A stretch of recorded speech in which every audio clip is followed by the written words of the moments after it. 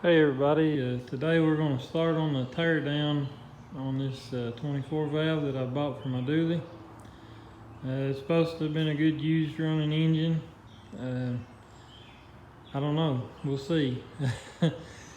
I don't want to just put it in the truck hoping it's good. I might as well go through it and make sure it's good.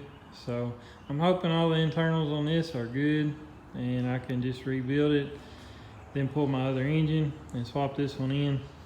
If we end up needing some internals or something's in bad shape, maybe I can use something out of my other engine, because technically everything in the other engine should be fine except for the block. So with that said, we're going to go ahead and drain the oil, and well, we'll let it be draining, and then I'm going to try to go ahead and remove some of the water neck and alternator bracket stuff here, and basically we're going to see if we can get the head off so we can start taking a look inside. I could use a bore scope or do a compression test and all that stuff, but I think the best option is just to go ahead and go through it, make sure everything's good, put new rings and bearings in it, and we'll go that route. So I'm gonna go ahead and see if I can get the oil drained, and then we'll work on getting the head off. All right, I got my good snap-on drain pan down here. I'm just kidding, it came from Harbor Freight. Anyway, it's the cleanest one I have. There's some residue from stickers that they put in the pan before you buy them, but there's no metal, there's no dirt really or anything like that. So if some metal comes out of this, we should be able to see it in there once we kind of drain it, until there's not much in it. You can kind of sift through the bottom. So we'll see what comes out. I already know it's pretty black, but it does have oil in it.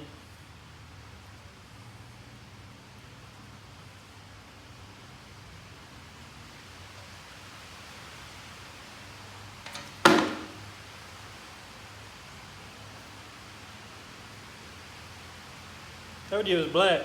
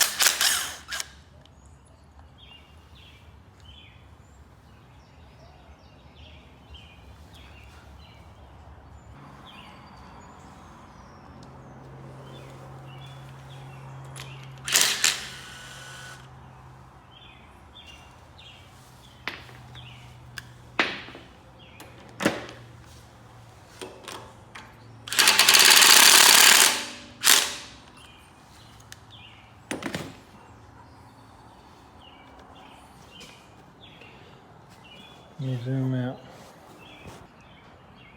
Okay, this is the map sensor. Anytime you're going to take a head or block or anything to the machine shop, take out all the sensors. Don't leave anything in there, because they pretty much always will say that if it gets broken, it's not their responsibility, and you can't blame them, because people bring in cylinder heads and things and they don't know what's left in them or not. So anyways, always take your sensors out if you're going to be taking a head or something to the machine shop. Okay, I'm going to loosen the rockers one set at a time. If they're compressed, I'm going to spin it a little bit and get it to where they're not compressed, where it's on the compression stroke and the valves are closed. That way there's not so much spring pressure on these when I'm trying to release them. So this first set is on compression.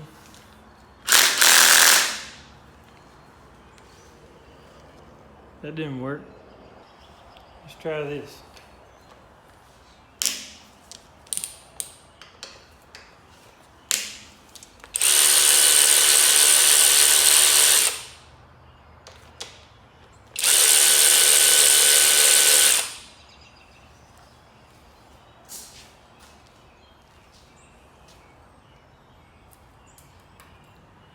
I'm gonna spin it a little bit.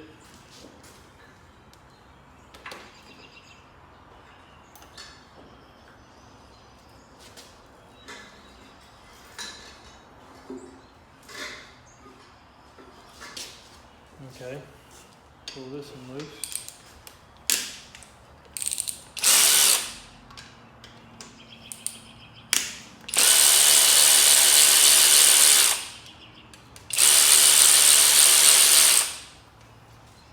All right, I'm gonna continue and get them all loose.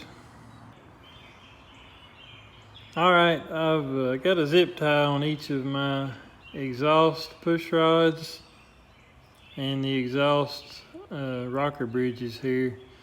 The bridges probably aren't that important. The push rods, definitely you want to try to keep them where they came from if you can.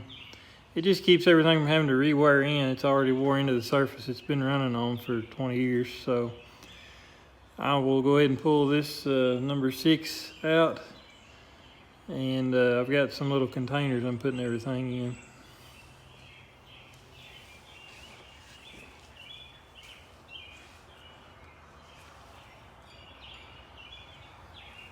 There's the rocker assembly. The long one is your exhaust, the short one's the intake.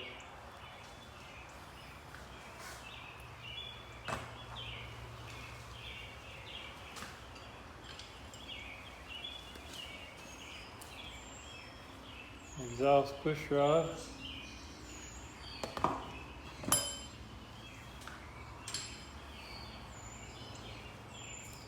Intake push rod. We'll have to check all this stuff good. Make sure there's nothing worn bad. Make sure they're all good and straight. I don't see any reason they wouldn't be. All the valvetrain looked pretty good on it. All the lash was similar, so. And here's the exhaust bridge, rocker bridge. That basically splits, your rocker's only pushing in one spot, so this splits it up into the 2 exhaust valves and the 2 intake valves. And here's the intake bridge.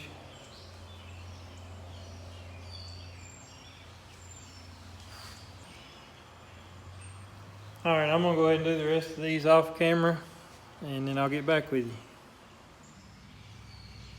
So these are the containers I'm putting my valvetrain in. They're just some little cheap dollar containers. They come with a lid, and that way I can separate everything for the valvetrain and just stack it up somewhere, and it'll stay clean and out of the way until I'm ready for it again. All right, all the valvetrain is out. The person that had it before me had pulled the fuel system out, so there's no injectors or injector tubes to worry about. If there were, they come out pretty easy. These are the hold down bolts. They're still in here. And the injector tubes would be in these holes, and they'll just pull out. So they're not bad either. I didn't see anything abnormal. As I was taking the valvetrain out, everything looked okay. If you look down through here, I know this is not going to pick up the best, but everything looks to be the same height. I don't see any valves that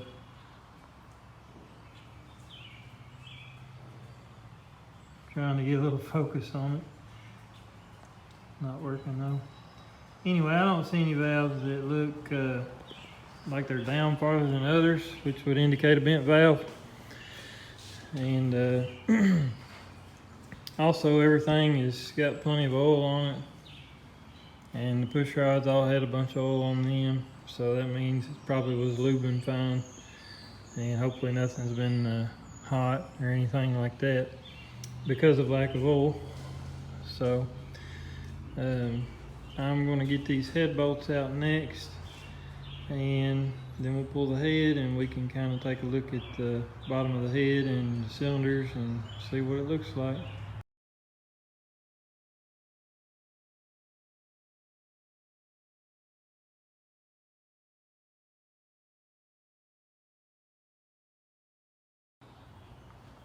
Okay, the head's ready to come off, and y'all can make fun of me if you want, but I'm not going to lift it off by hand.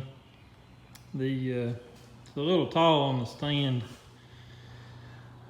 and you kind of have to stand up on the frame of it, and I really don't want to drop this thing or fall.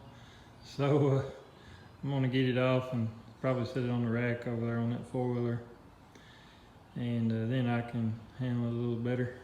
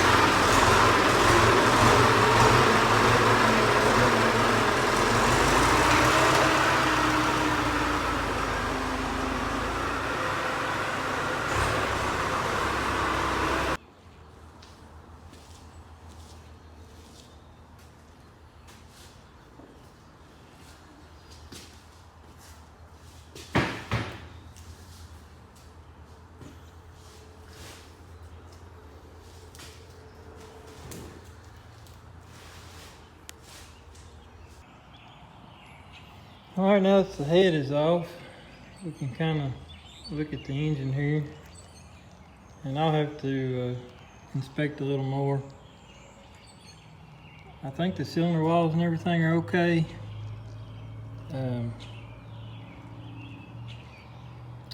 There are a couple dings in some of these pistons, you can see there.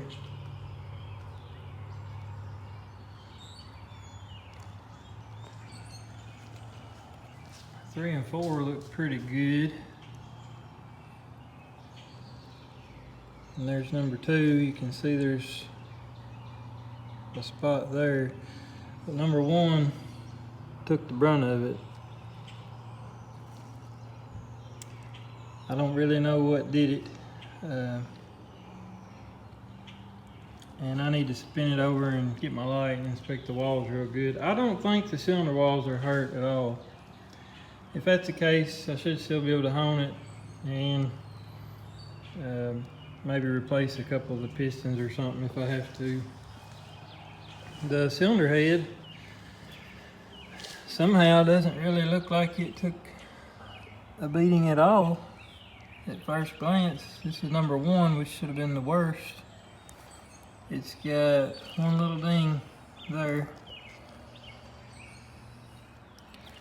Maybe one real small one there. But that's really about all I see. I guess somebody could have had the head off of it since then and had it decked. You can tell this one and number 5 had a little moisture in them. Not water, I don't think, just maybe set with the valve, intake valves or exhaust valves open for a little while and got some moisture in it from sitting. Nothing to hurt anything.